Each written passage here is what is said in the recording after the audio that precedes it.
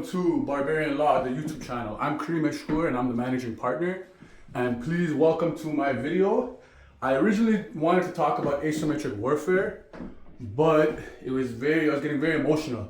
So on the side, I have some topics that are more positive. So anytime you're not feeling well, you can refer to the chart. The chart has colors, and the colors correspond to different things. I don't know why it's like this, but there's a reason for why each color is that way. I tried my best to recreate it. I used Google Gemini to make the photo. It would not do it. I tried for 2 hours last night to make a visual representation of this drawing, and I couldn't do it. So there's limitations to AI. You can't trust it. Like, it was making mistakes every single time I asked for a simple request. So we have this. That's like for calming me down, man of light. You look at the light, you look at things that are good, positive, and that will make you happy. So this is part of history. This is like the first human being: Adam, Noah, the ark, got lost. Abraham, father of Abrahamic religions. Moses, like, I think he was like leading the Jews out of Israel, something like that. David, he's also Star of David, something historically relevant. I don't know exactly all the history. Jesus, luminous black. And then the transfer from black to green, from Jesus to Muhammad, is like, historically, this is the chronological order of things. So when you look at history, it's important to look at the chronological order of things so you understand the timeline. So now we get to asymmetric warfare. So when you have a war with someone, you can't expect that they're gonna have a traditional war with you, because it's 2026. Wars are not being they're not being fought on a physical battlefield. They're being fought online through disinformation campaigns run by oppressive governments. So social media is heavily influencing people's opinions. People are spending a lot of time on social media. So now it's affecting people's political opinions, and now you don't know where your information is coming from. So when people send me news articles, I check the source always. I always need to see the source material, right? If I see something with my own eyes, it's primary experience.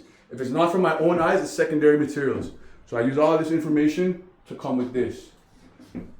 The first thing you do when there's let's say a basketball game, is that you call your matchups, defensive matchups. Okay, I got this guy, I got this guy. On defense, you choose who you want to guard. But the problem is, you don't get to choose who guards you.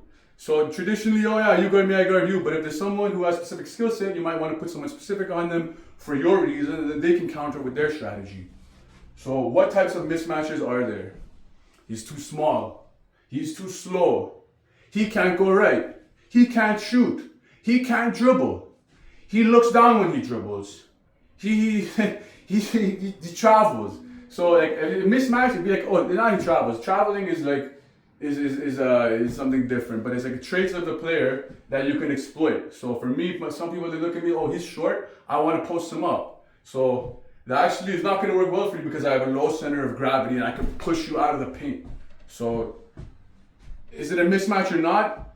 We'll have to identify the mismatch, call the play for the mismatch. Okay, next. Hunting for mismatches is the game. The whole game of NBA, back in the day, Michael Jordan, when he was playing, they had his own illegal defense rules. So if you're 6 meters away from your opponent, it's a technical foul. So if you want to double, it has to be a hard double. You can't do a halfway double like what they do today. 2.9 seconds in the key, come out. So they're playing defense like that. Okay, now you can actually play more zone defense than you could in the past, right? So this is where the LeBron GOAT argument comes in. Listen, I love Michael Jordan.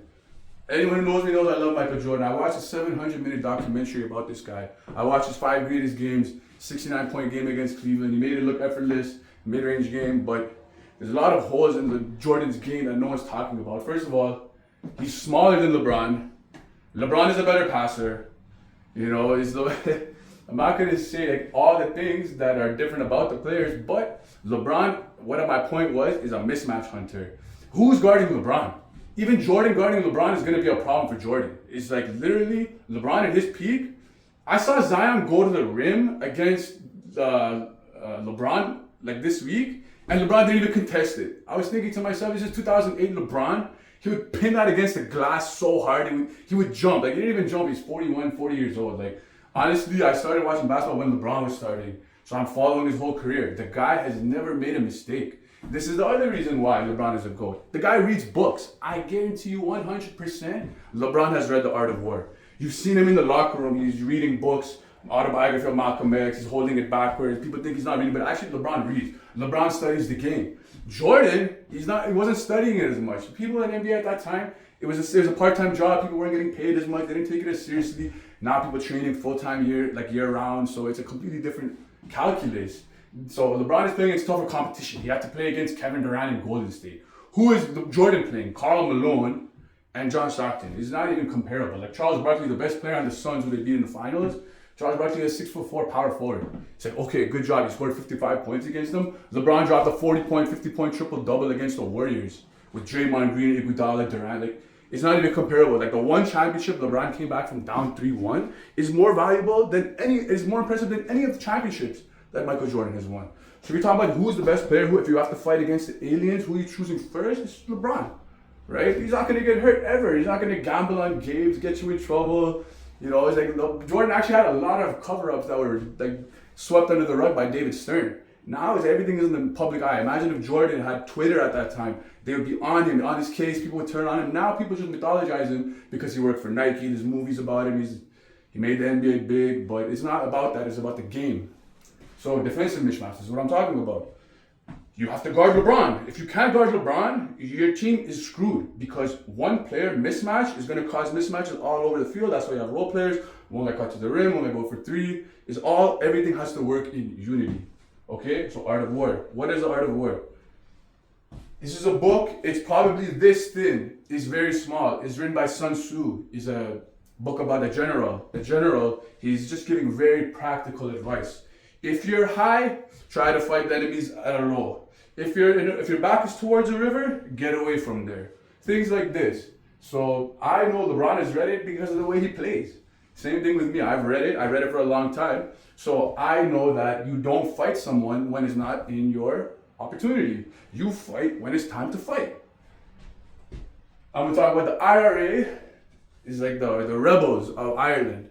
I don't even know why they're fighting versus the Irish government. I met this guy in the Bahamas in a retreat. I know he wouldn't mind me telling me this story because he's a sick guy. He told me that when he was young, I don't know what year it was, he never thought there would be peace in Ireland. He thought forever there's going to be fighting between the government and the rebels and there's terrorism.